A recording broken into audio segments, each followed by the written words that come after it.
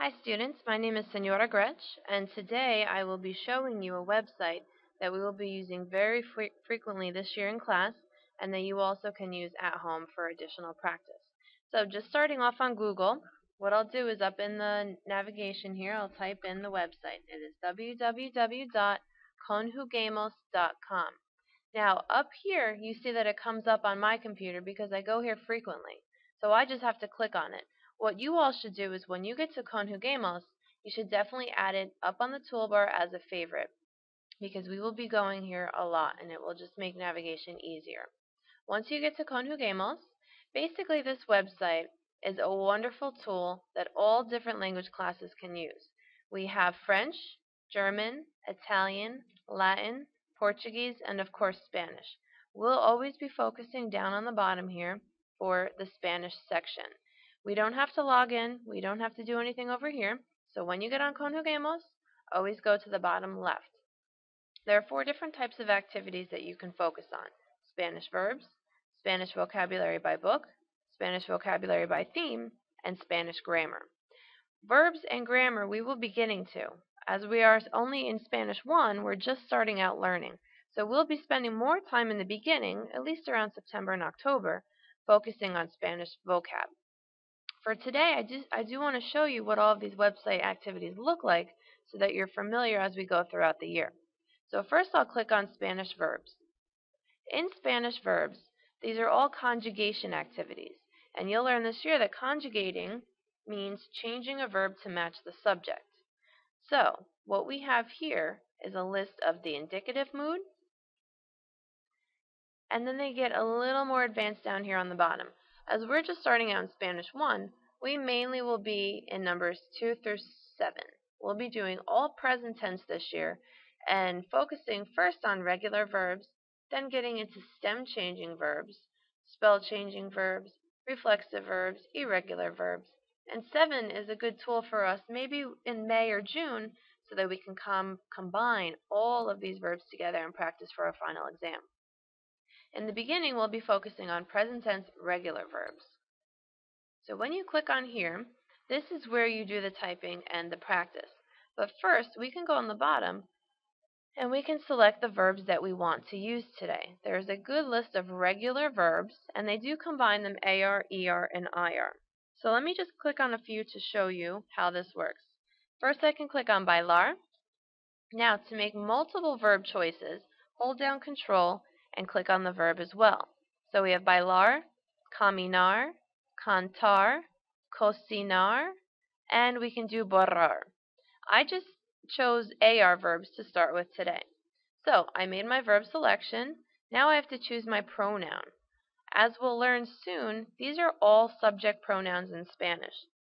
And what we do is we combine a subject pronoun with an infinitive and we conjugate it.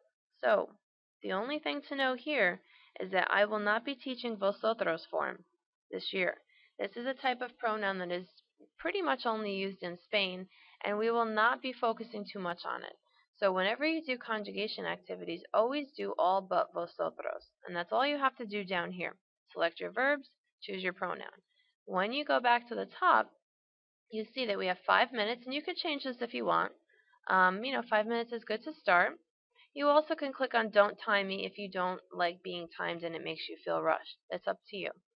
Today I'm just going to leave it as it's set up, and then you click Start. What you see now is the pronoun. This goes through and it cycles through and it chooses different pronouns and different verbs.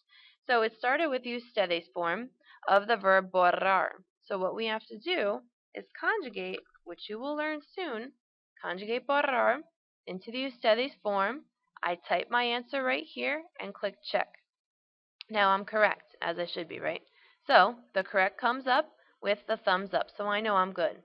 But if you make a mistake, it will look different. I want to show you what that looks like so you know what to expect if you make a mistake in the future. The yo form of cantar I know is canto, but what I will do is type cantas, geez Louise, one sec, which is the to form. So I know that this is incorrect, but I want to show you by clicking check, it will say wrong, and I get the thumbs down. So what I have to do before I move on is change it to the right form, Click check, and now I can keep going. So this is the first type of conjugating activity you can do.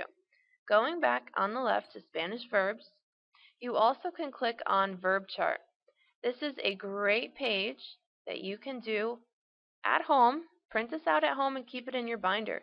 This has all conjugations of all regular verbs. Of course, there are more than 30, but this is a nice group to start with. So this is something that you can print out and keep in your notebook if you'd like. Besides Spanish verbs, we can also go on to Spanish grammar. In the grammar activities, we have various things, adjectives and nouns. We'll learn how to do comparisons. Again, remember, this is for all levels of Spanish, so conditional, future tense, these are things you wouldn't really learn in our program until Spanish 3 or 4. But what you do is you just go through and select what we're working on. We will do interrogatives this year, and here's a lot more types of present tense activities that you can work on. You can also print them as a worksheet if you'd like. If you ever have questions or anything, you can maybe print out a worksheet, do some work at home, bring it in, and I can check it to see how you're doing. And then on the bottom, a little more advanced. So we'll pretty much be focusing on the top. We have adjectives and nouns, and we will start doing this pretty soon in September. So what you can do, this focuses on agreement. Nouns, adjectives. What you have to do is make sure that the adjective corresponds to the noun. So here I have the noun of bolígrafos, which are pens, and I need to make azul match bolígrafos. So what you do is go through, you put the adjectives here. When you get to the bottom, you click check. When you are finished, it will give you a score, and then you can move on from here. You can also print this as a worksheet if you'd like. After you go back to Spanish vocab by book, when you go to Spanish grammar, which is where we were, you can go through different things as well. Next, what we'll be focusing a lot of our time on in the beginning is vocab. So what we're doing first today is we can look at Spanish vocab by book. Our book is called En Español Uno. What you have to do is find that page all the way towards the bottom. And once you know where the number is, it will make it easier. We're around 377. So here is your book. These are all the different chapters, and we won't get through all of them, but we will start in the beginning. So what you can do here, each chapter that we cover, you can click on that, and then you can go through and practice your vocab. First, just to show you what you just do here, there's nothing on the bottom because we're not conjugating. We're just doing vocabulary. You can click start, and now it says it's a pleasure. What you can do is type in the phrase, es un placer. I'm correct. So this shows you what to do here. Besides this, you can do all these different activities. These are really great practice, and they're fun too. You can do flashcards. What day is today? Click flip, and it shows you the question, ¿Qué día es hoy? You also can do memory. You can play the game memory. This takes a little while. Whoa, I got one already. That's weird. What is your name? My name is. So you can go through and try this for each chapter as well. You can play hangman, and this is something new. So it shows you how this works. You make letter suggestions, and of course they're hanging the frog. You can also print flashcards, which again is something you can do at home, and cut these out, and you can use them to practice. You also can print a crossword puzzle. So all these different things, and it goes right up here to your printer selection, and we would always print to the library 4250.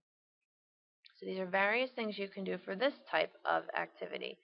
On the next type of vocabulary topic, we can do Spanish vocab by theme. And this is where we're starting today. What we can do, we can focus today just on clothing. Okay, this is a topic that I do believe you learned in Flex in 6th grade. So that is why I chose this out of all of these various activities. Clicking on clothing, again, list of words. You can print this out so you have this long section of vocab that you can study from. Also, you could print flashcards as well, which you saw on the other page. Just to show you how this practice works, what you do is click on clothing, and you can go through and click start, and then the jeans comes up. And then you would type los pantalones. Click check. Oh, and then it would show you what they want. Los pantalones vaqueros. What you can do is go back and type that, and then keep going. Going back to Spanish vocab by theme, you also can do flashcards, memory, all of these different activities. When you get to the end, like I said, you can print things out and do what you'd like there. After you practice by yourselves today, we are going to focus on food. And this is your first assignment today. What you do is click on food meals. This is what you are in charge of learning this vocab. So what I would do is check in your textbook, go over the list of food for meals, then you can go on here and start practicing. Click start, and we have the beverage, la bebida. Let's see if I'm right. I'm good. So what you have to do is go through the list and practice for a while. Again, use flashcards, use memory, use hangman, print flashcards, and print the crossword at home tonight if you'd like. After you become familiar with all of the vocab, I will assign each student in the class 5 words to focus on. When you do that, you will be the teacher. So you are in charge of teaching the 5 vocabulary words to your class by creating a PowerPoint activity. That will be in the next slide that I will go through. The next tutorial. I will teach you how to make a PowerPoint focusing on food vocabulary. So definitely check out the next video now. Thank you.